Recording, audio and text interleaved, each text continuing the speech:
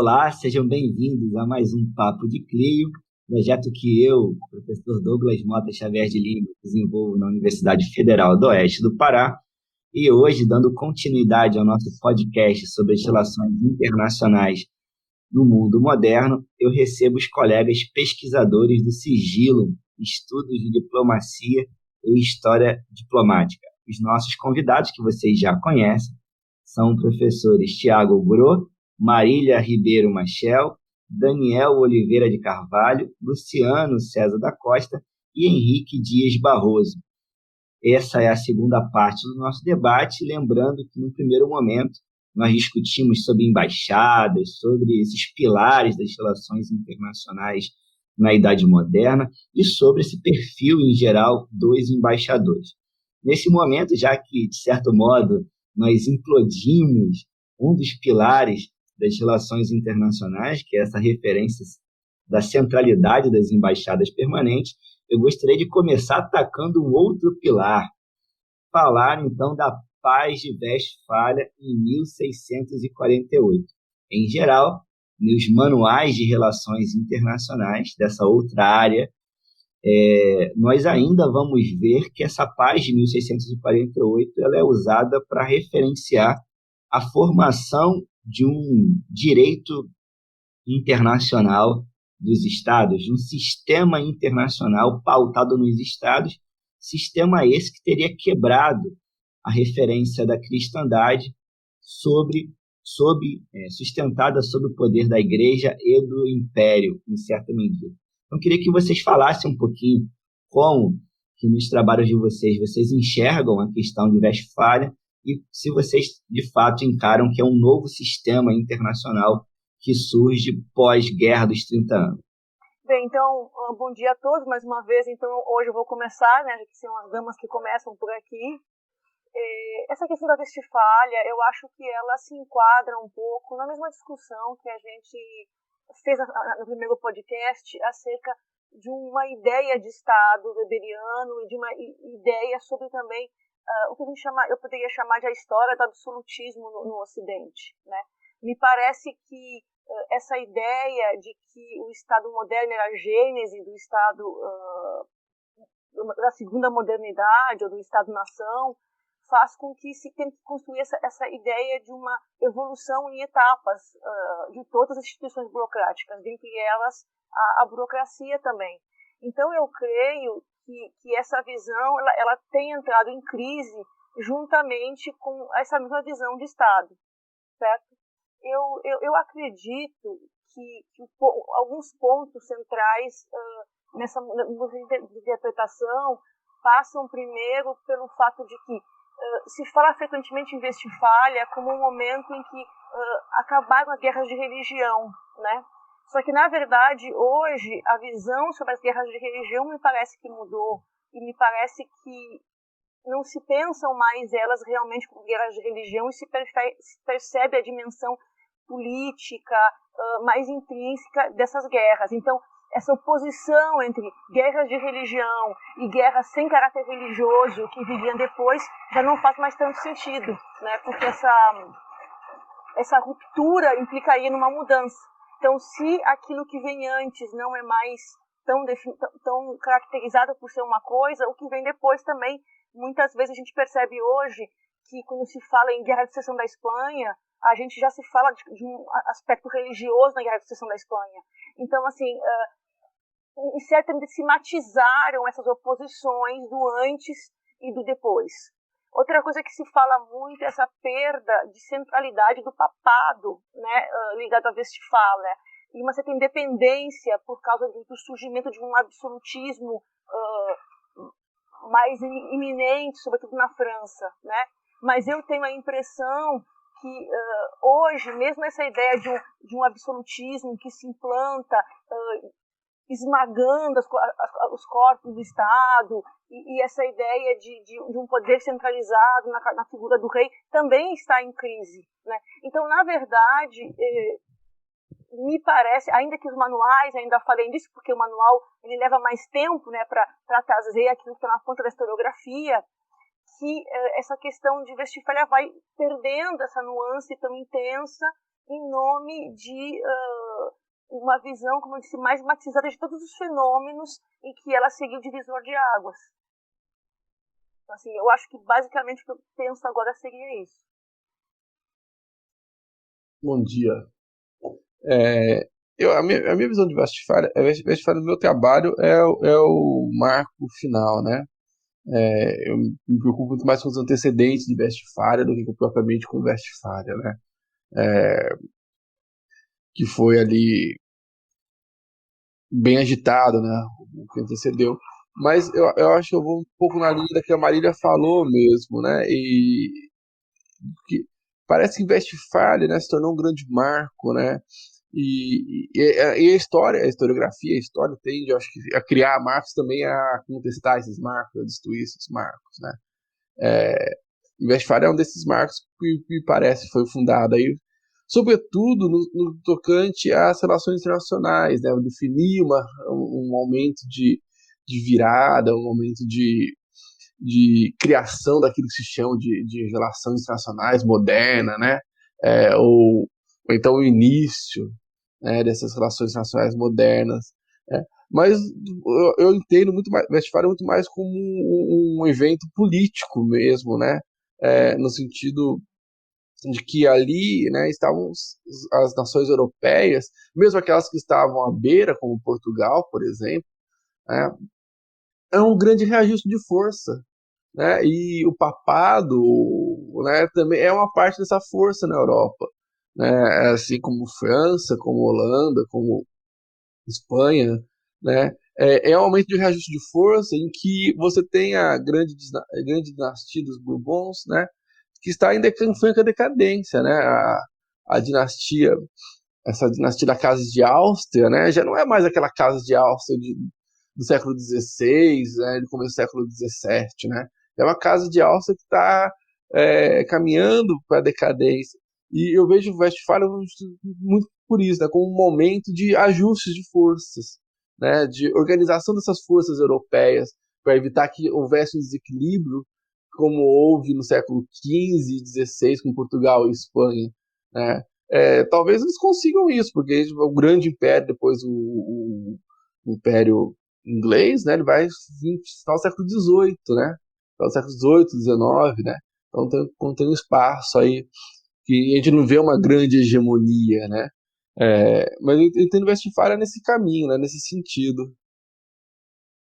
Olha, eu não tenho muito conhecimento sobre qual é exatamente a visão que se passa nos estudos de história das relações internacionais sobre o Tratado de Westphalia, né? Assim, o que eu vejo a partir do meu trabalho, assim, a importância das negociações de Westphalia, ela é proporcional à importância da Guerra dos 30 Anos, em primeiro lugar, né?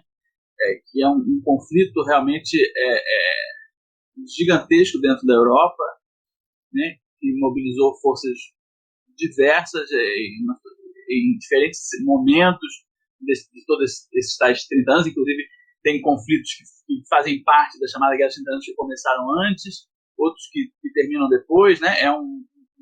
Mesmo como história de uma guerra, ainda tem essas franjas aí, e que, assim, foi um conflito vivenciado pela Europa de forma muito intensa, né, digamos assim, pela população como um todo, dos reinos, dos estados envolvidos, de forma muito intensa, né? E daí a necessidade, em algum momento, assim, pela quantidade de forças envolvidas e de ligações essas alianças vão se transformando, vão se remodelando, e em algum momento se vê a necessidade de uma concertação única, né? E é interessante falar de perda de centralidade do papado, sendo que a mediação das negociações é feita por Roma e Veneza, né? E que pensam, então, de encontrar um lugar onde essa negociação fosse centralizada, né? E então fossem enviados representantes diplomáticos especificamente para tratar esses conflitos nessa região da Westfália, na cidade de Münster e Osnabrück, dividindo, inclusive, entre mais em Osnabrück em torno dos os conflitos em torno do Império e protestantes, né, nos estados protestantes, e em Münster, mais em torno dos países católicos, onde a grande importância do conflito entre partite, de certa forma, entre a Espanha, as Províncias Unidas e a França. Então, assim, essa ideia de resolver, isso certamente foi um marco para a diplomacia nesse momento, para os agentes políticos e tal, que estão envolvidos com esse tipo, e lógico, mobiliza uma série de pensamentos. Agora, a ideia de uma ruptura, né, de um antes e depois, é que eu acho que é sempre problemática, né? É com certeza um momento emblemático para uma série de transformações que estavam em curso, tanto nas formas do trabalho diplomático, das atividades diplomáticas, quanto na organização dos estados, da visão de uma política externa dentro desses reinos e estados, né? Da ligação da população em geral com esse problema, né? De como o seu governante, os seus governantes estão agindo em relação à política externa, de uma nova consciência talvez mais ampla dentro da sociedade a respeito disso. Então é uma série de elementos, né? Mas dizer que o Tratado de Westfália inaugura alguma coisa de muito, né? Eu acho que faz parte. Por exemplo, o Tratado de Westfália, eu realmente, como eu disse, eu não conheço muito precisamente do que se fala sobre tratado em termos de história da diplomacia e das relações internacionais. Mas como a coisa foi acontecendo, como os tratados, as negociações foram terminando, por exemplo, mostra que não houve, assim, não é uma espécie de ONU, né? O tratado entre as Províncias Unidas e a Espanha, que encerra a guerra deles, que tinha começado no século XVI, de 1646, ele já tem uma concertação bilateral. A França com o Império, mais adiante, a França com a Espanha, inclusive, se resolve, vão fazer um outro tratado apenas em 1659. Então, enfim, é isso. Acho que dá para ver as coisas de forma mais fluida, com certeza, né? Embora eu acho que a experiência, em primeiro lugar, da guerra, né? E de entender uma série de conflitos que estão ocorrendo ao mesmo tempo como uma coisa que tem uma relação, que uma coisa interfere na outra, né? Que um conflito numa fronteira interfere um outro do outro lado do continente, que essa experiência foi importante e que para a diplomacia essa vivência dessas pessoas também foi importante, mas é por aí um pouco que eu penso, embora não tenha nada formulado sobre isso. A minha fala tende a concordar com a dos colegas, né? Eu acho que essa questão de Westfália, né, tem uma relação muito próxima com o pessoal das relações internacionais, com uma leitura de uma obra que se tornou uma espécie de best-seller, né, e um autor se tornou best-seller, que é o Henry Kissinger, né? Eu adoro Kissinger, e aí não tem nenhuma tentativa de esvaziar a importância dele como intelectual, né? Mas o Kissinger é um especialista em século XX, né? E aí quando ele se propõe a escrever esses grandes manuais, né, o Diplomacia, Ordem Mundial, ele tenta meio que encontrar um mito das origens, né, encontrar uma origem para essa diplomacia. E aí ele acaba voltando para Westfália, e como ele foi muito lido, né, no final aí do século XX, até no início dos anos 2000, ele se tornou uma espécie de mito das origens. Westfália virou uma origem da diplomacia moderna. E aí tem vários problemas nisso. Primeiro porque a gente tem que entender que Westfália não foi um grande encontro de chefes de Estado, né? No modelo do século XX. A gente vai ver que tem representações diplomáticas bastante irregulares, né? Eu sempre conto a mesma história de um enviado espanhol que reclama que não tinha onde dormir e que acabou dormindo num estábulo, né? Para a gente dimensionar. Você consegue imaginar algum diplomata do século XX indo dormir no estábulo? Não, né? Então, é importante dizer que essa regularidade, né, das relações internacionais que a gente vê no século XX, ela não vai ocorrer em Westfália, né? Isso é forçar uma certa barra de que Westfália seria o início de um sistema mundo, de uma ideia, né? O outro intelectual também, que é também importante, mas talvez mais para o século XX do que para o século XVII, é o Boris Biancheri, né? Que é aquele Conciliar o Mundo, que vai ser uma espécie de manual para o pessoal das relações internacionais, né? Ele faz a mesma coisa que o Kissinger coloca lá em Westfália, o início do sistema mundo. Agora, eu acho que tem uma outra coisa importante, né, que a Marília colocou sobre a religião, né, e, consequentemente, sobre o papado, né? Westfália não vai acabar com os conflitos religiosos na Europa e muito menos com a importância do papado, né? Então, assim, a gente tem que não exagerar o que foi Westfália, mas também não diminuir, né? Como o Daniel colocou, foi um conflito bastante extenso, né? Com uma certa regularidade no envio de tropas, né? Então, a gente vai ver várias batalhas importantes, quase todas sem uma definição nítida do vencedor, né? Várias batalhas, quem venceu? Aí é tão indefinido que rolam discursos de vitória dos dois lados, né? Então, acho que é muito mais complexo do que entender como um marco, né? Agora, eu queria destacar uma coisa que eu acho muito importante em Westfália, né? A perda de protagonismo da Suécia. Acho que isso é uma coisa que as pessoas escondem um pouco quando falam da Guerra dos 30 anos, né? França, Espanha, as próprias Províncias Unidas ainda continuam numa disputa um tanto indefinida, né? Tanto é que, como o Daniel comentou, depois a gente vai ter o Tratado dos Pirineus. Mas a Suécia, que até então era uma potência bastante consolidada, né? Sobretudo a partir do Gustavo Adolfo, ela já vai se enfraquecer. Isso é uma coisa que as pessoas falam um pouco, né? E aí, a partir de então, ela acaba perdendo essa centralidade política, né? É isso. Rafael? Bom, bom dia a todos, né? Nova gravação. Não é propriamente o meu período de estudo, no 17 eu conheço muito pouco, né? O Luciano lembrou aí do Kinsinger, né? O autor. Eu também recordo mais do Garrett Matinga, né? Do Renaissance Diplomacy, como ele coloca um período fechado entre a Lodz, no século XV, e a Westfália, com o 17, como um novo período da diplomacia, um novo sistema mundo, né? E tal. Mas é só por fora que eu conheço, né? Pensando em tudo que já foi falado, né? Eu também não vejo uma perca da centralidade de Roma, principalmente no 16, é extremamente importante, né?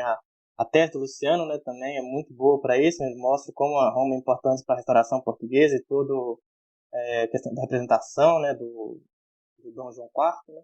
Então, acho que é uma cidade que talvez a historiografia do período, né, do Kinsinger e o Matinga tiveram em demarcar um momento, né, em colocar uma coisa sedimentada, né, mais preocupados com o período deles de escrita do que realmente o outro.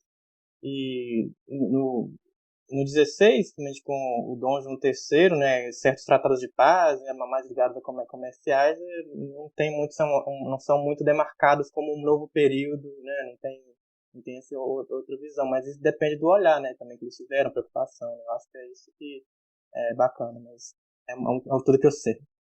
De certo modo, vocês falaram, então, questionaram essa ideia de que Westfália inaugura um sistema pautado nos estados e, consequentemente, Roma perde o seu papel de palco da diplomacia e de ator central no cenário das relações diplomáticas do século XVI, XVII e XVIII.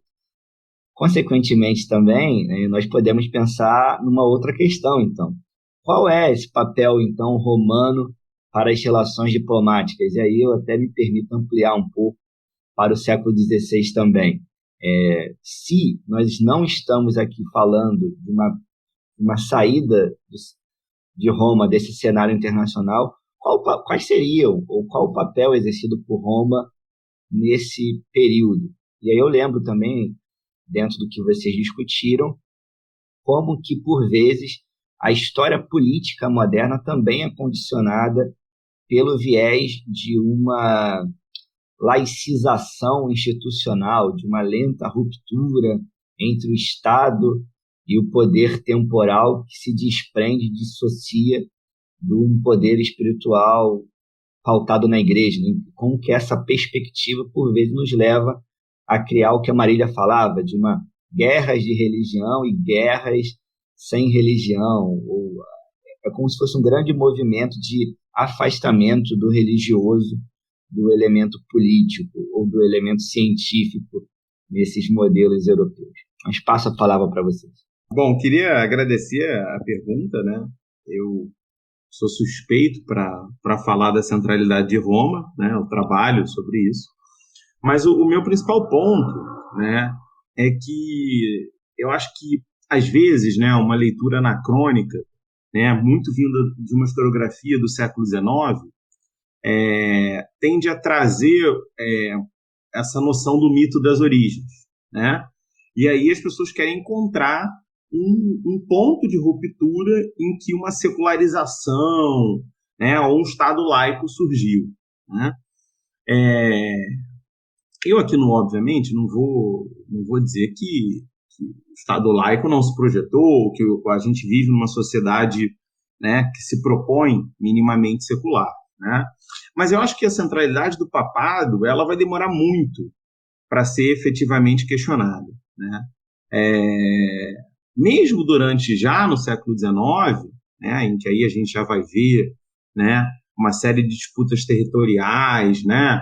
A Áustria já vai exercer uma influência muito forte na Península Itálica, né? A França vai continuar a exercer uma influência também forte na Península Itálica. A gente ainda vai ver o papado capaz de mover peças no xadrez europeu, né? E uma ideia que eu defendo bastante é que mesmo quando o papado começa a perder a capacidade de mover peças na Europa, ele continua podendo mover peças na América, né, com muita facilidade, né, já que as sociedades que vão se formar aqui continuam marcadamente não seculares, né? Sempre cito lá o caso da Revolução Mexicana, que a gente vai ver lá uma série de lideranças católicas, né? Mesmo aqui no Brasil Império, né? Quando a gente tem qualquer confusão lá no século XIX, no Brasil Império, você pode ver que tem algum padre metido no meio, né? Então, eu acho que a gente não pode exagerar esse enfraquecimento de Roma, né? Agora, é evidente, né, que o que a gente vai ver no século XIX, e isso sim tem que ser colocado, é uma pluralidade de poderes, né? Agora você tem o Estado, você tem o Papado, né? Você tem uma série de outras instituições que começam a ganhar força política, né? E aí a gente vai ter essa multiplicidade de poderes, e aí se tem mais poderes, né? Se a gente está falando de uma ideia mais multipolar, naturalmente o papado se enfraquece. Agora, para o século XVII, né, essa ideia de que veste falha enfraquece o papado, isso para mim é uma grande besteira, né? Inclusive, se você olhar lá aquela clássica pintura lá de Westphalia, né, do Vanguard, né, tá lá, para tudo quanto é lado, a autoridade católica na pintura, né?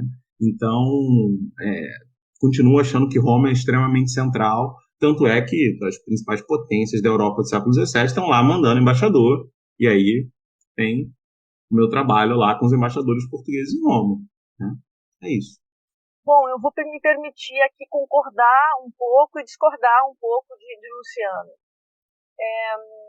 Me parece que o que acontece nesse discurso mais do século XIX, que ele menciona, eu concordo com ele, essa preocupação nessa busca dessa laicização do Estado olhando no passado, né?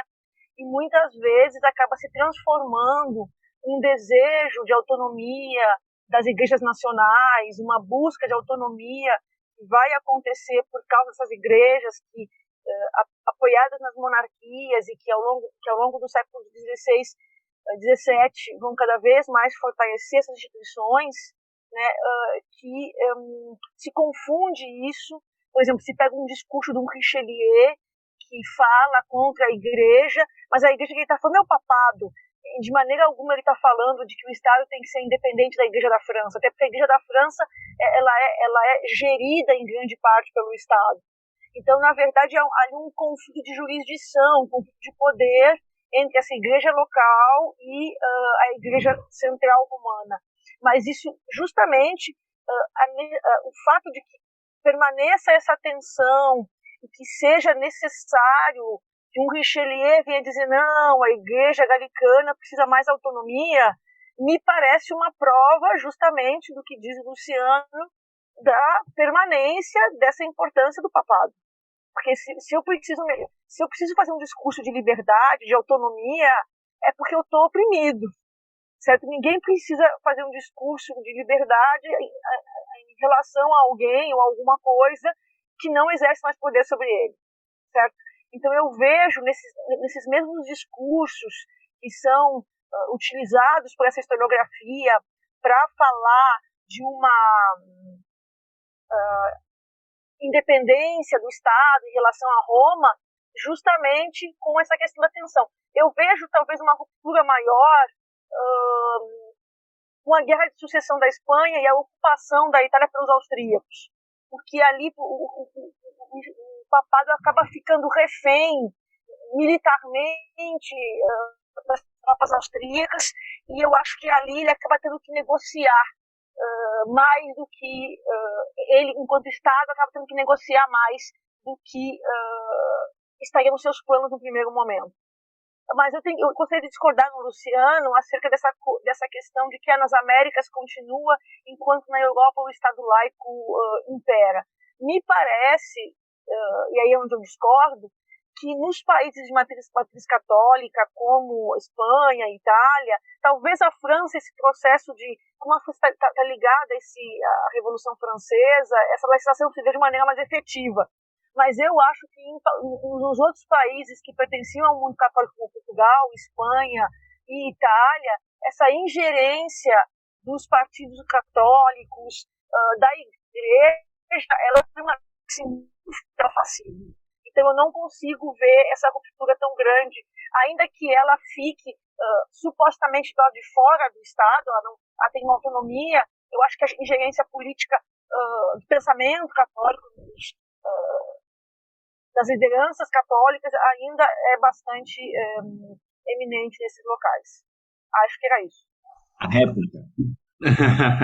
Não, Marília, não, você está coberta de razão, né? Foi a frase que eu coloquei foi mesmo quando a capacidade de mover peças diminui na Europa, e aí é uma diminuição, né?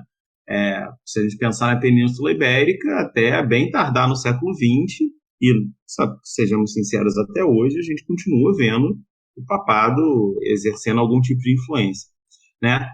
Agora eu vou discordar, me permito discordar da Marília, uma coisa muito simples, que eu não acho que essa ocupação militar austríaca, né, no 18 é um problema, porque eu sempre entendo o papado como refém, militarmente refém de outras potências, né?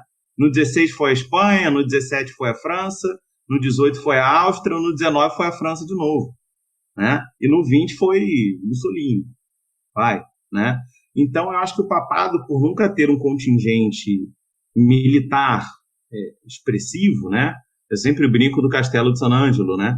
Que é um castelo muito doido, né? Porque você consegue atacar o castelo, tem um monte de morro, montanhas em volta, né? Então é um castelo que já nasce meio derrotado, né? Então, eu acho que o papado ele tem um enfraquecimento militar nítido. E essa capacidade de negociação, né, de perder militarmente e negociar com outras moedas, que é o que vai acontecer no século XVI, que vai acontecer no XVII, que vai acontecer no XVIII, é justamente o que digamos, torna Roma e o papado, né, de uma certa maneira, a Santa Sé, tão singular, né?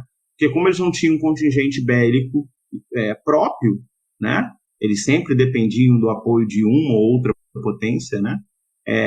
Essa capacidade de negociação é o que faz Roma tão singular. Então, assim, a ocupação austríaca é mais um elemento que comprova essa capacidade de negociação, né? E, para mim, é o grande elemento. Enquanto você está negociando, é sinal que você está vivo, né? Você está ali, né? Eu acho interessante que assim, tem que dividir talvez a questão em duas partes, né? Eu realmente, em relação a esse desenvolvimento posterior, eu também mais uma vez vou declarar aqui minha ignorância, mas assim, em relação ao século XVII, ou seja, dá para dividir essa questão em duas partes.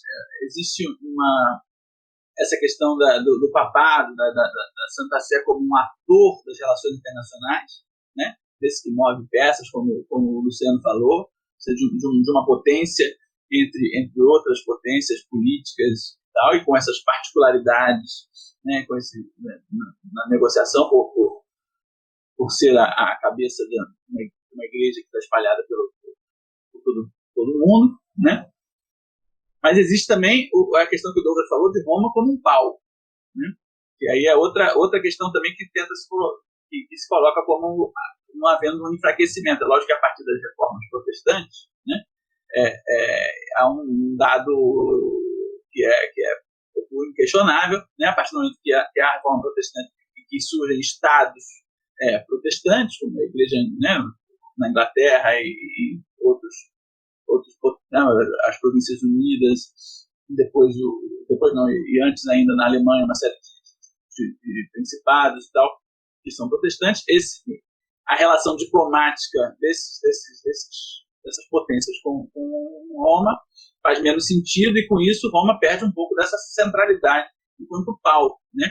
Mas isso não se perde de maneira nenhuma, e Westfália não é em hipótese nenhuma sinônimo disso em relação ao mundo católico, nem em relação ao mundo protestante, já que os tratados mobilizaram todas essas forças e o papado teve um papel fundamental, né?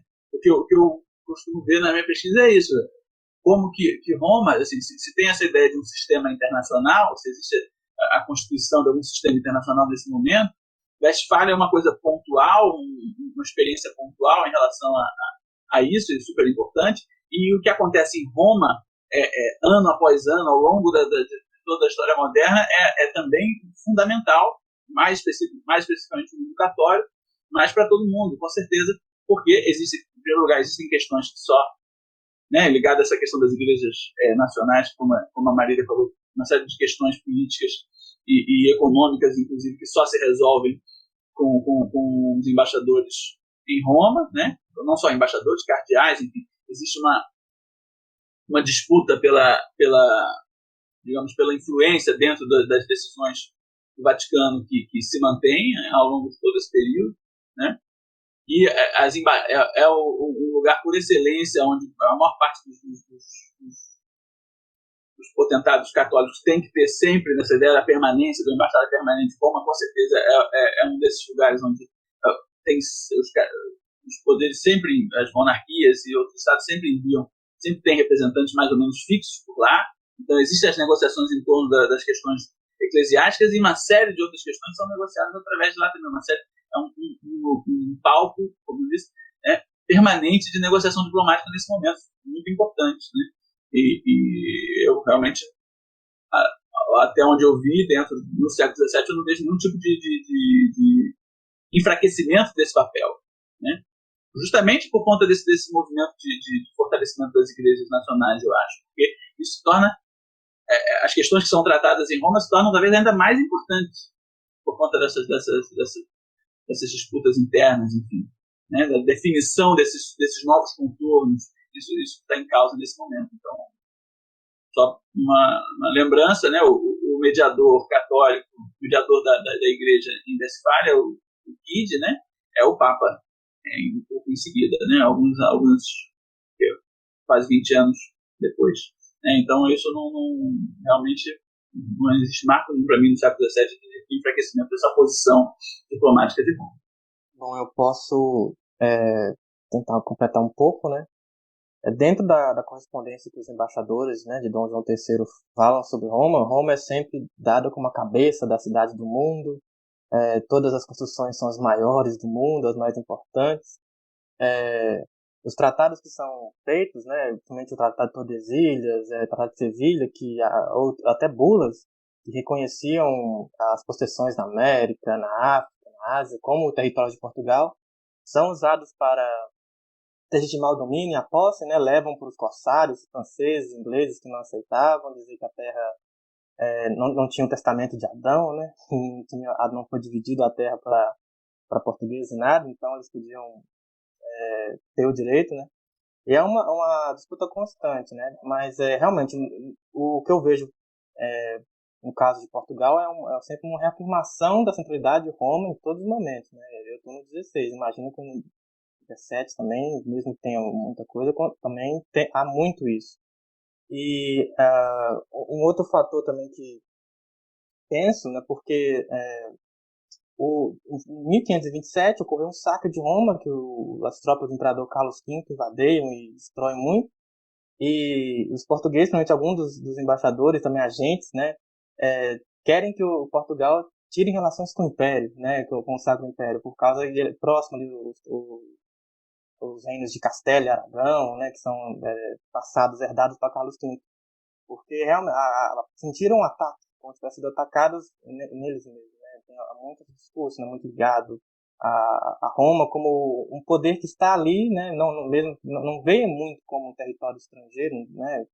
Eu vejo muito um livro, por exemplo, que a gente trabalhou no outro período, né, do Paulo Prodi, que fala do Papa como príncipe estrangeiro, né, e em Portugal não vê essa questão, né, como um príncipe de um outro poder, né, o direito eclesiástico, né, o direito do poder universal. Então eu penso sempre que essas reformas foram vistas com o tempo, né, e foram tirando um pouco dessa importância de Roma. É muito difícil de se enxergar assim num momento específico, né? Acho que é muito gradual, talvez só no 20, né, com o tratado lá de Latrão, né, que acho que realmente finaliza tudo isso, né? Mas não tem como pensar em uma perda de uma centralidade de Roma assim tão óbvia, né? Eu acho que a religião, as guerras de religião ou qualquer outro nome, acho que são muito envolvidos com o discurso romano, né? Toda essa nobreza eclesiástica que tem poder em todo lugar, né? E a gente vê muitas correspondências trocadas a todo momento com Roma como o principal ponto, né? Todos os correios vão para Roma, estavam para Roma, então é difícil questionar. Mas eu acho que é isso, eu acho que todos eles tiveram várias posições, vários debates, acho interessante, né? Ótimo. Já caminhando um pouco para o nosso final, eu gostaria de destacar a questão do cerimonial monárquico. Em geral, há algumas décadas, é muito difícil falar do Estado moderno, falar das monarquias na Idade Moderna, sem pensar essa dimensão cerimonial que envolve o poder monárquico. Nesse sentido, também os estudos, principalmente os novos estudos da diplomacia, têm ressaltado a dimensão cerimonial da diplomacia. Então, sabendo que as monarquias intensificaram o que alguns autores chamam, inclusive, de uma teatralização do poder, nessa passagem do medievo para o mundo moderno, eu queria que vocês falassem um pouco sobre esse exercício diplomático em termos cerimoniais na época moderna. Em síntese, como pensar esse cerimonial diplomático no mundo moderno? Essa é outra pergunta que eu tenho que agradecer. É um tema que me é muito caro. Eu acho que a primeira coisa que eu sempre costumo falar, né, quando a gente fala de cerimonial no mundo moderno, né, e nesse aspecto eu acho que eu defendo uma historiografia que percebe até uma continuidade entre o cerimonial no medievo e no mundo moderno, né, eu acho que tem cerimonial nos dois, né, e eu acredito que a cerimônia no mundo moderno ela é, sobretudo, uma representação de vários grupos sociais, né? De vários espaços dentro daquela sociedade, né? Então, quando a gente vê, por exemplo, uma procissão, né? E essa procissão tem uma ordem ali estabelecida, né? Vem a cruz, depois vem as autoridades religiosas, depois as autoridades políticas mais imediatas, como o rei, como os príncipes, o Delfino, né? Os nobres mais imediatos, depois a gente começa já a aparecer ali os oficiais daquela cidade, daquele município, a gente está vendo ali uma hierarquia de poderes, né? Mas, curiosamente, acho que o principal elemento desse cerimonial para a diplomacia, né, é que ele espelha um cerimonial de corte, né? O cerimonial da diplomacia do século XVII, que é que eu conheço melhor, ele ainda está extremamente ligado a um cerimonial, né, dentro da corte. Só que aí tem um ponto interessante, e algo que eu trabalhei um pouco no mestrado, né?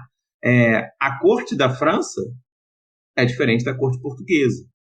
Então, talvez no encontro entre esses embaixadores, eles podem não ter a mesma linguagem cerimonial, né? E aí envolve uma capacidade daquele enviado, daquele representante, se adaptar ou não, né, àquela realidade, né, cerimonial. Então, ou simplesmente, como também vai ser muito comum no caso de Roma, como eu comentei, eu conheço um pouco mais, um embaixador que veio antes falar, olha, faz assim, assim, assado, porque esse é o jeito correto, né? Numa das cartas que eu estudo, o embaixador tem conhecimento que o Papa, naquela altura, o Urbano, né, falava português, e aí ele chega para o Papa e começa a falar em português, né? E o Papa, em algum momento da conversa, fala assim: vem cá, por que você está falando português comigo? Sim, trocando em miúdos, né? Aí o embaixador, um tanto, né, de uma maneira mais ou menos habilidosa, fala assim: não, é porque eu sei que você tem um grande carinho pela comunidade portuguesa, pela língua, tudo bem, né? E aí o Papa falou: tá bom, eu tenho mesmo, mas vamos falar aqui em italiano, né? E aí, provavelmente, isso não fica muito claro, mas o embaixador dá a entender que ele teve mais dificuldade de falar italiano, né? Então, assim, isso é apenas um exemplo, né? O embaixador não controlava aquele cerimonial muito bem. Fala em italiano, fala em latim, né? Eu, na verdade, nem tenho exatamente certeza se esse embaixador específico falava bem o latim, né?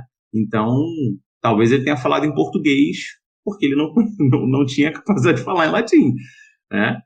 Não dá para confirmar isso pelas minhas fontes, mas é uma suspeita. Então, o que eu estou querendo dizer? Eu acho que o cerimonial diplomático ele está ligado ao cerimonial de corte. Só que o interessante de você estudar cerimônia em diplomacia é que as cortes são diferentes entre si, né? Muito mais do que às vezes a gente imagina num primeiro momento.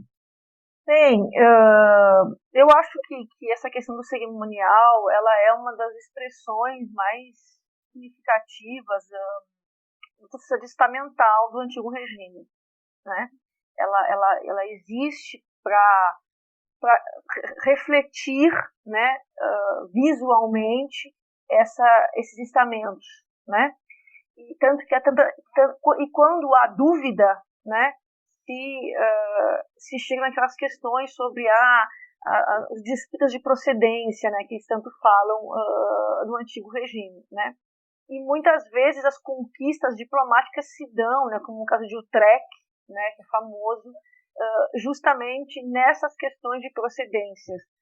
E essa questão que o Luciano falou é bastante clara para mim mesmo em Roma, porque Roma me parece ter um cerimonial bastante específico, né, que é baseado nessas entradas romanas, de tradição da Roma clássica, que interfere no modelo de organização do cerimonial romano, né? E é óbvio que para o português chega a ter esse momento de adaptação. E às vezes, eu me lembro, acho que o André de Malicastro, quando ele chega em Roma, ele tem que esperar algum tempo até que se defina, né, qual o cerimonial adequado, às vezes até a palavra com a qual ele vai ser designado, né? São questões que para nós, numa sociedade de classes, instituída dessa questão do estamento, né, eu acho que é bastante difícil de compreender, né? E eu acho que isso levou a uma historiografia a ver nessa questão do cerimonial ou da festa, não, uma superficialidade que eu não acho que isso há um esvaziamento às vezes desse sentido do cerimonial para a historiografia. E eu acho que é importante e nessas grandes teorias da comunicação, como eu dou um exemplo o Habermas, né, me parece que esvazia esse cerimonial de significado. Então eu creio que do ponto de vista da reflexão, né, é necessário uma renovação desses estudos dentro de uma abordagem que compreenda esse fenômeno da representação, que diz respeito, que está ali, né? Talvez numa chave do Kantorowicz, recuperando algumas ideias mais tradicionais. Eu acho que hoje a historiografia precisa dar essa volta para trás com tudo aquilo que se adquiriu de conhecimento novo, para dotar novamente essas questões de um valor que me parece ser muito presente naquela sociedade que precisa ser compreendido assim, com o mínimo possível de anacronismos. Eu concordo, assim, realmente que por incrível que pareça, é engraçado isso, mas por incrível que pareça, acho que é um tema que é muito valorizado no história da diplomacia da Idade Moderna, essa existência do ser ligado, como o Luciano falou, a ideia dos estudos sobre as cortes e tal. Existe uma valorização muito grande desse tema, mas existe muito pouco conhecimento assim realmente fundamentado, explicações realmente convincentes sobre qual exatamente a importância desse tipo de problema na construção da diplomacia desse momento, né? É patente na documentação esse tipo essa história que o Luciano falou, né? O sujeito que chega, tem que aprender um dado movimento, um dado gesto, como é que, e depois, ou seja, esse tipo de documentação existe muito, né? De cartas ou de textos construídos por algum agente diplomático explicando para o sucessor dele como é que funciona aquela corte, como é que funciona o cerimonial. Ocupa às vezes largas páginas de todas as instruções e advertências que o sujeito tem que passar para o seu sucessor. Isso não pode ser, isso não é à toa, né? Ou seja, isso interfere diretamente na eficácia do trabalho do embaixador, né? Ele saber não apenas obedecer aquelas regras, mas lidar com aquelas regras, manipular aquelas regras de alguma forma, conhecer, saber agir naquele terreno, né? E a gente pode incluir aí dentro dessa questão do cerimonial, não apenas o momento de uma audiência e tal, mas também a questão das visitas que o sujeito tem que prestar nas casas de nobres do determinado reino. Enfim, é uma série de gestos e de atividades que envolvem a vida do embaixador e dos seus associados, dos agentes diplomáticos em geral, que são pautados por algumas regras de comportamento, protocolos, que eu acho que não são coisas fixas, não só são variáveis em relação aos diferentes espaços, mas também são variáveis no tempo, de acordo com o tipo de agente que está envolvido, e tentar entender isso é fundamental. Era tanto fundamental para eles, como é para a gente também, sem ficar apenas preso a esse problema, tentando, porque realmente nem tudo se resolve né? Mas isso nesse terreno do cerimonial, mas com certeza um âmbito fundamental para entender essa questão da eficácia, né? A busca por um resultado do trabalho diplomático, enfim. Algo por aí, né? Eu não sei muito mais, mas acho que tem que ser feito um esforço maior de interpretação desse tipo de problema, com certeza. Bom, vou falar um pouco sobre o cerimonial, né? Pelo que eu percebo na correspondência dos embaixadores, eu vejo muito claro certas regras de agir e como eles teriam que ter uma audiência com o Papa, por exemplo, né? Qual a mão que eles deveriam beijar, né? Qual a ordem também que eles deveriam aparecer em certas audiências, quem falar primeiro, né? O embaixador do imperador, o seu império um poder maior deveria ir primeiro, né? Tem muitas regras. As embaixadas de obediência também, né? Quando há a escolha de um novo papa, tem que ser sempre um ritual muito rigoroso, muito certo de quem vai declamar a oração para o papa, né? Então a pessoa tem que ser bem feita, né? Bem um bom de orador, né? E outra coisa que também acho interessante é que esse cerimonial que nós todos estamos falando é muito transposto, né? Também nas cartas, né? Não sei se vocês observam também que para cada membro, né? Um rei, um conde, um duque, tem uma maneira específica de se escrever, né? De como deve ser apresentada a carta, como ele tem que ser colocado a apresentação, a narração do fato, né? A conclusão, o beijo à mão de Sua Alteza está sempre evidente em todas as cartas, né? E desejar também prósperos longos anos, né? E eu acho isso muito interessante, né? Porque é uma regra da oratória também, né? Do Cícero, né? Que vem passando num discurso epistolar que vem desde a antiguidade, que é a forma de fazer a retórica, né? Da melhor retórica, não a retórica que é vista como uma enganação, mas é a melhor maneira de falar, né? A melhor maneira de expor uma ideia, de apresentar um tema e de passar a forma de compreensão, né? De convencer o outro, né? E isso, se a gente vê os manuais escritos, manuais de retórica, os manuais de bom comportamento, né? Muito comuns, né? Nesse período, né? Eu lembro, por exemplo, do Cortesão, do Baltazar Castiglione, todas as formas de se apresentar o melhor nobre, né? Manuel Cortesão. E eu acho que também essas formas de cerimoniais estão muito visíveis em certas cortes, e parece que está sempre um discurso comum, todas elas entendem esse cerimonial, né, sobressaem em todas, mesmo muito diferentes, muito, como fosse mundos diferentes realmente, na França, Portugal, Roma, mas eles entendem, né, tudo isso e sabem respeitar essas questões. A pessoa que fala melhor, fala várias línguas, conhece vários lugares, né, conta histórias, piadas, é melhor, mais bem vestido, tudo está muito bem esquematizado, né? Se você tem que saber negociar, né, na diplomacia, também tem que saber se apresentar muito bem. Então, acho que isso é sumariamente importante, né? Até hoje, né? Então, as enteadas, né, não é uma coisa que eu trabalho diretamente, né, até porque eu acho que o Vieira, ele simplesmente não tem, ele não entra, né, não há uma entrada Vieira nas cortes, né, ele mesmo sendo um agente com a missão, né, apesar de não ser um agente oficialmente nomeado, ele não entra. A gente vê que há as enteadas dos embaixadores em Holanda, né, na Inglaterra, na França, no período inicial da restauração, o que dá um certo reconhecimento também do status desses homens, né, que faziam parte de um chamado Estado rebelde, né, na medida em que a independência de Portugal não era reconhecida. Mas eu percebo que as enteadas e os manuais de enteadas, essas discussões todas são interessantes, porque de fato elas refletem um pouco essa questão dessa sociedade moderna, dos rituais, uma sociedade muito presa a ritual, muito presa a símbolos, a signos e significados, né?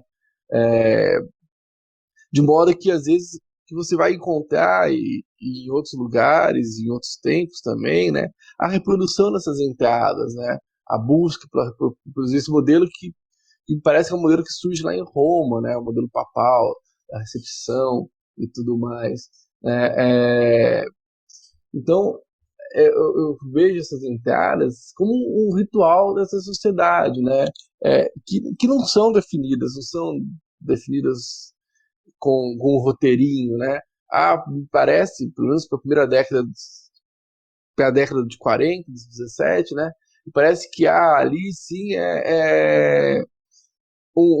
pontos que devem ser seguidos, né? A anunciação, a apresentação, a carta patente, a carta de apresentação, né? Mas não há necessariamente ali, pelo menos que eu percebi, que eu estudei, né? Um roteiro fixo, né, dessa apresentação teatral, né, que no fundo é um pouco uma apresentação teatral, né, desse estado moderno, né, que necessita dessa exposição dos símbolos, né. Meus queridos, ótimo até aqui, e para não continuar com a exploração de vocês, eu chego à última pergunta, eu prometo. Eu gostaria que, para finalizar, que cada um pudesse falar um pouco sobre uma fonte, e aí pode ser uma fonte específica ou uma tipologia documental que possa servir de introdução ou de um primeiro contato para o nosso ouvinte para tratar desse tema da diplomacia moderna. E, se possível, vocês possam indicar também um texto para que o nosso ouvinte possa aprofundar o tema de investigação. Bem, no que diz respeito à questão das fontes, eu acredito, sim, tenho cada vez mais a percepção que as fontes epistolares têm sido para mim aquelas que têm trazido mais frutos às minhas leituras, porque eu vejo, e eu me refiro não às vezes à correspondência oficial e não oficial. Eu hoje acho que é nessas cartas que a gente encontra notícias daquilo, dos segredos, onde a gente consegue intuir uma informação mais refinada, mais multifacetada das questões. Então, eu acredito, para mim, eu vejo hoje os epistolários como a fonte mais central na qual eu tenho me baseado, certo? Sobre uma fonte específica, vou fazer um jabá, eu estou preparando a edição de uma série de cartas de um jesuíta português que foi a Roma com os cardeais em 1721, e ele tem uma espécie de diário que ele envia para Lisboa todos os sábados, com tudo que ele faz ao longo dessa semana, e é um diário que serve para entender a atividade dos cardeais em Roma, do embaixador português em Roma na época, o André de Melo Castro, e também um pouco cotidiano da cidade, as cerimônias de que participa o Papa, os eventos, teatro, música, de que participam então esses representantes portugueses em Roma, e também em larga medida a percepção que esse português tem de Roma, daquela cidade, das diferenças com Portugal, não só do ponto de vista cultural, como do ponto de vista artístico e arquitetônico. Então, acaba sendo um diário muito rico. Eu espero concluir essa edição até o final desse ano, e ele deve sair numa edição bilíngue na Itália no ano que vem. Vamos ver se dá tudo certo, mas então eu vou fazer aqui já a minha propaganda. É isso, muito obrigada. Eu tô meio chateado com a Marília, porque eu ia falar do mesmo tipo de fonte. Então eu vou falar de duas. Eu acho que, de fato, essa documentação epistolar, né, as cartas dos embaixadores, são muito importantes. Assim, acho que é onde tem realmente, como a Marília falou, um material mais fino, mais delicado, sobretudo quando é uma documentação não oficial, ou seja, carta entre os embaixadores ou entre outros personagens, outros atores sociais ali. Acho que são uma documentação bem legal, né? Eu tenho me debruçado um pouquinho, né, sobre um espelho de embaixador, né, que, como a gente falou no nosso primeiro episódio, são esses manuais instrutivos, né, que é um manual do Saavedra Faiardo, né, que basicamente fala sobre as coisas que um embaixador deveria fazer em Roma, né? E eu acho que é um manual muito interessante porque tem uma mistura um pouco, né, do que ele entende ser devido a qualquer nobre, né, a forma como qualquer nobre deveria se portar, e especificamente como que um embaixador deveria se portar, né? Eu acho que é uma documentação bem bacana, está publicada, tem uma edição dos anos 2000, né? Acho que a editora é Chantilly Galícia, não tenho certeza, teria que confirmar depois, mas uma boa bugada lá, Saavedra Faiardo, Roma, livro 2000, vocês vão achar certinho. Não é muito fácil de achar, eu pelo menos nunca achei nenhuma versão online, mas dá para comprar, bastante virtual, Amazon, né, essas plataformas de compra e venda. Enfim, então acho que eu curto bastante as cartas e os espelhos de embaixador. Eu acho que, inclusive, algo que eu tentei fazer um pouco na tese, né, aliás, tento fazer até hoje, foi cruzar essa documentação epistolar com os espelhos de embaixador e ver o que tem em comum, o que tem de diferença ali, né? Então fica essa fonte aí do Saavedra Faiardo, das relações das coisas que um embaixador católico deve saber em Roma. Acho que é a grande fonte aí. Então eu vou mudando um pouco, não um pouco não, porque o Luciano falou do espelho do embaixador, então não estou mudando tanto assim o foco. Eu acho interessante sugerir, em relação à história da diplomacia, uma fonte, tipo de documentação que eu tenho visto cada vez mais a importância para entender esse contexto, que são as gazetas, são os periódicos, né, as publicações noticiosas, periódicas, ou inclusive outras, mas vou focar especificamente nas periódicas chamadas normalmente de gazetas, né? Então, por exemplo, tem em termos já de acesso, são coisas que você pode consultar diretamente através de digitalização. A Gazeta Portuguesa, por exemplo, da época da Restauração, dos primeiros anos da Restauração, está totalmente digitalizada na Biblioteca Nacional de Portugal, né? E é bem interessante nisso que eu vou falar. A Gazeta francesa, a Gazette, também está bastante parte dela digitalizada na Biblioteca Nacional da França. Na Itália, acho que a coisa não é tão simples assim, não tem tanta coisa assim digitalizada, então são vários contextos, enfim, mas pegando essas duas aí já dá para ter uma dimensão interessante, importante do que eu estou falando, né? Que são diferentes, assim, que esse tipo de publicação é importante por diferentes aspectos. Em primeiro lugar, pelo tema, né? O tema das relações internacionais e das guerras, né? Dos conflitos militares e diplomáticos da Europa são tratados muitas vezes por essas notícias, né? Entre outras notícias, claro, mas tem uma importância fundamental, inclusive para a própria constituição desse movimento de publicações no século XVII. A tal da Guerra dos 30 Anos, que a gente já falou aqui, o período da Guerra dos 30 Anos coincide basicamente com uma grande expansão desse tipo de publicação na Europa do tempo. Isso não é à toa, justamente porque, como eu falei, as pessoas,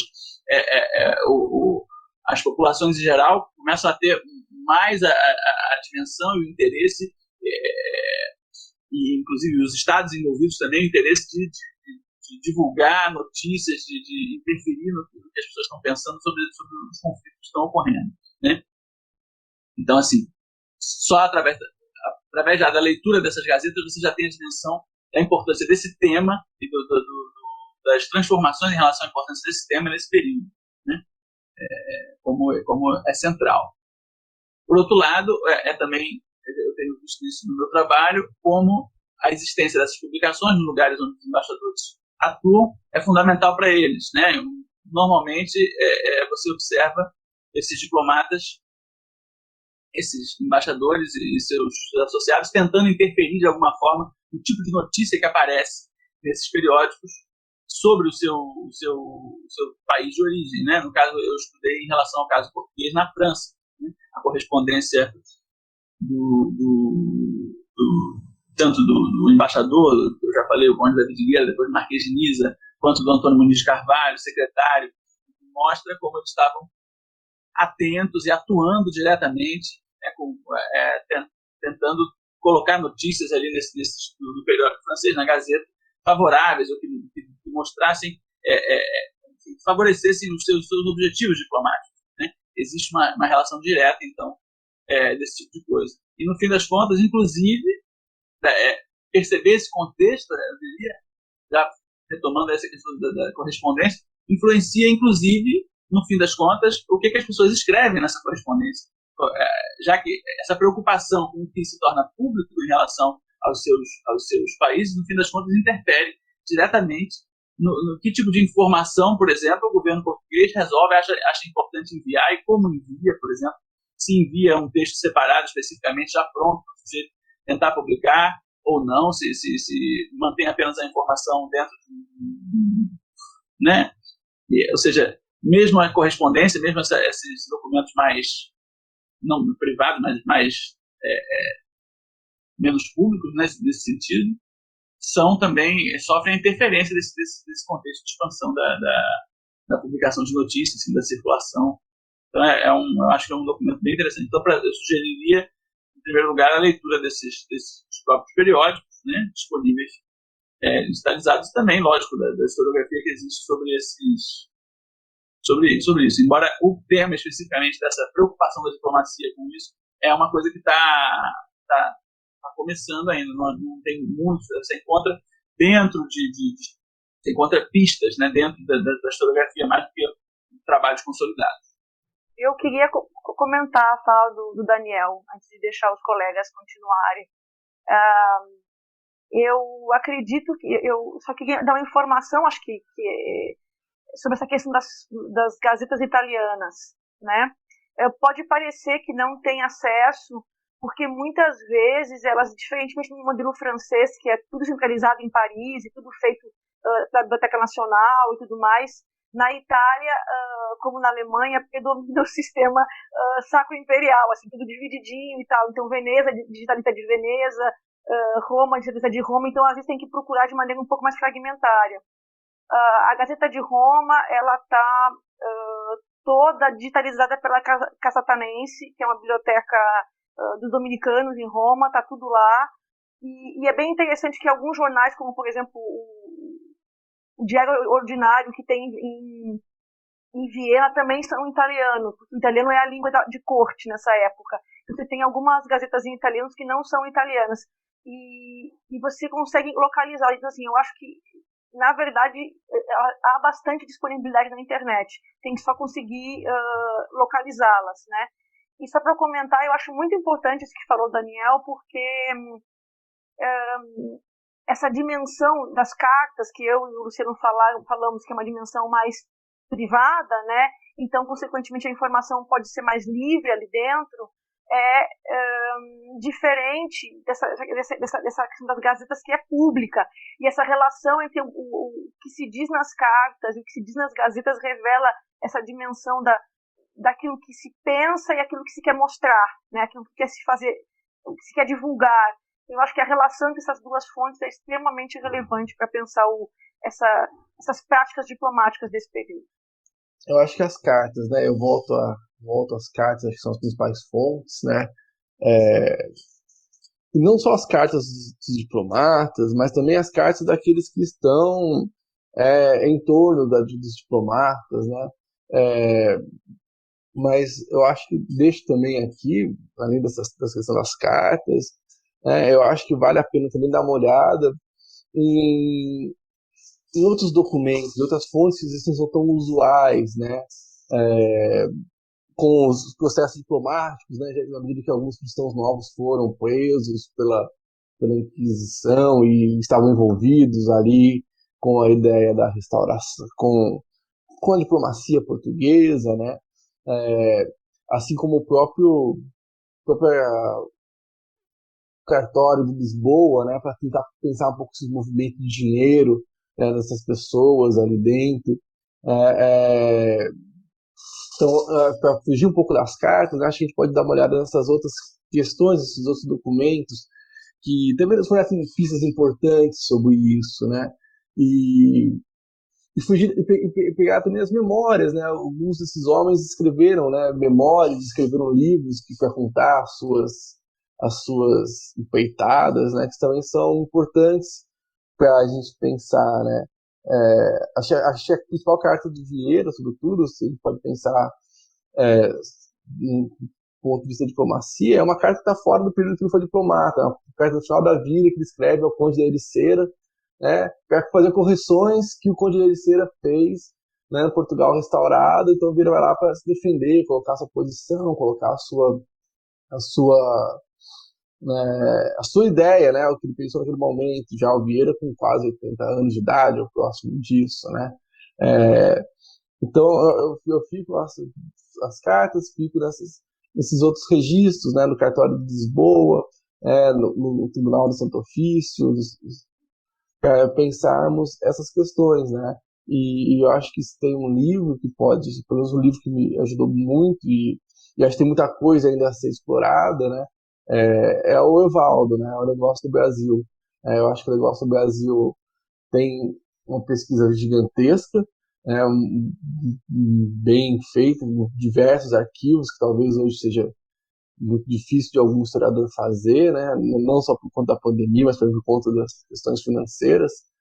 Mas acho que ali o Evaldo deixa uma série de pistas, né, sobre os diversos embaixadores portugueses desse começo da restauração. Então, é isso. Bom, o último núcleo de documentos assim, que eu acho diferente, que ninguém citou, e também poderia ser interessante, né, são as crônicas, né, as crônicas oficiais, ou muitas vezes não, né, que são encomendadas pela coroa para ser escritas sobre um reinado anterior, né. No reinado de Dom João III, as duas crônicas foram escritas quase 100 anos depois da morte dele, né, no século XVII, né, a crônica de Dom João III de Francisco de Andrade e a crônica Anais de Dom João III de Frei Luís de Souza, né. Acho que é uma tipologia de documentação muito interessante, né, embora seja uma forma de se escrever para alguém, né, bem retórico. Então a coroa tem muita censura, né, o que ela está colocando ali, o que deve ser colocado ou não. E o cronista escreve, claro, para agradar o rei, né, de outra forma. Mas eu acho um bom núcleo de documentação interessante para quem quer trabalhar com o tema. E também tem crônicas não oficiais, né, que também estão inacabadas, né, e também ajudam muito. Também crônicas nos reinos vizinhos da Península Ibérica, de outros idiomas também que eu trabalhar, acho que sempre é uma forma de ver como eles contavam o passado, né, e como o fato foi apresentado no momento. E cartas eu acho que é o tema mais interessante, se eu fosse para tema não, as fontes que eu acho mais interessante, né, que acho que também seria bom livro aqui para recomendar, são os livros do João Adolfo Hansen, né, que eu acho que são muito bons para trabalhar com retórica, com escritura e manuscritura de todo esse período, né, principalmente a Sátira do Engenho, Para que Todos Entendais, que ele escreve com Marcelo Moreira, e acho que isso pode ajudar muito para quem está começando agora, né. Para puxar um pouco de sardinha para o meu lado, eu também compartilho aqui os relatos de embaixadores, os diários de viagem, diários de embaixados, que acredito que são fontes muito interessantes também. Em geral, elas estão disponíveis. As minhas que eu trabalho, ou que eu vou começar a trabalhar agora, na pesquisa de pós-doutorado, são mais as questões do século XV, mas para o século XVI o volume de diários de embaixadores também se amplia de forma muito significativa. Meus amigos, foi um prazer conversar com vocês, ouvir um pouco sobre esse tema de comum interesse, a diplomacia, e tão importante, né?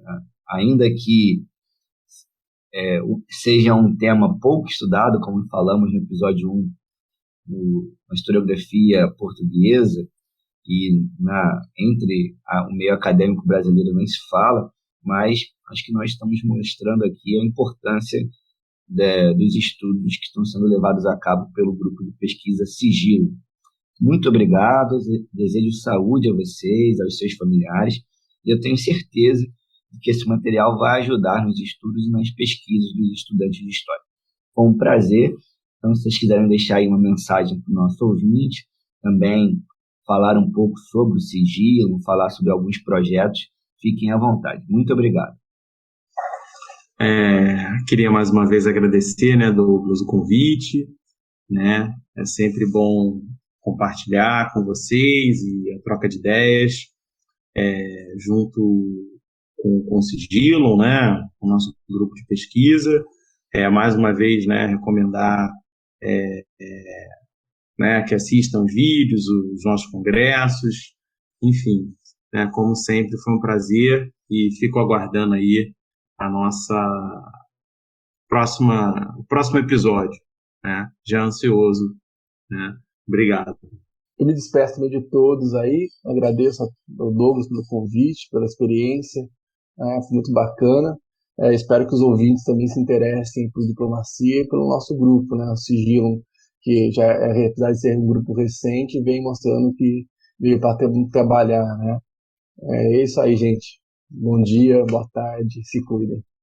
Bom, eu agradeço a todos também, foi uma oportunidade de estar aqui divulgando o meu trabalho, né, que também está iniciando, então é bom compartilhar a pesquisa de todos, né, acho muito legal, eu aprendo muito com vocês e é bom ver o desenvolvimento de todos os trabalhos. Aproveito para divulgar também o nosso grupo, né, espero que assistam nossos vídeos, apresentações do evento que fizemos no ano passado, mais virão com certeza, então mais membros também, né? Acho muito legal e para todos que gostam do tema, não só de diplomacia, mas principalmente de história, né? Acho bom sempre divulgar mais. Eu também queria só agradecer, né? A experiência foi bem interessante, gostei muito da conversa, assim, não estou muito acostumado, né? A gente fica tentando, mas acho que é bem interessante esse aprendizado que a gente está tendo nesse terreno e tal. Acho que realmente, como o Douglas falou, a gente tocou em pontos importantes aqui, fez reflexões importantes, interessantes, pensamos juntos, de fato, sobre as coisas. Acho que isso mostra bem a dinâmica aí do nosso grupo de pesquisa, deu uma visibilidade interessante para os nossos interesses e tal, e tipo de coisas que a gente está querendo pensar em projetos comuns e questões, né, daqui para frente. E é isso. Em relação à questão da divulgação, realmente também reforço, como todo mundo disse, pessoal, de conhecer também o evento, quem não assistiu, quem não sabia, assistir aí no canal do YouTube o nosso evento passado aí em 2020, tem várias comunicações interessantes, conferências e tal. Eu vou aproveitar então esse espaço também para sugerir um outro desses eventos digitais aí que eu estou envolvido diretamente, que é o ciclo de conferências Perspectivas em História Moderna. A Marília, inclusive, já no ano passado deu a nossa conferência inicial lá, e tem o tema da diplomacia aparece. Então, eu recomendo a todos de ir lá também conhecer esse outro canal, Perspectivas em História Moderna, que faz conferências mensais. Teve uma parte no ano passado, e agora, a partir de fevereiro, a gente já recomeça também com novas conferências sobre temas variados e contribuições variadas de professores brasileiros e alguns estrangeiros sobre a história moderna em geral, né? Então, fico com essa dica também. Obrigado. Bom, eu só tenho a agradecer ao Douglas e aos colegas pela oportunidade, pela experiência, e desejar que esse seja o primeiro de muitos outros.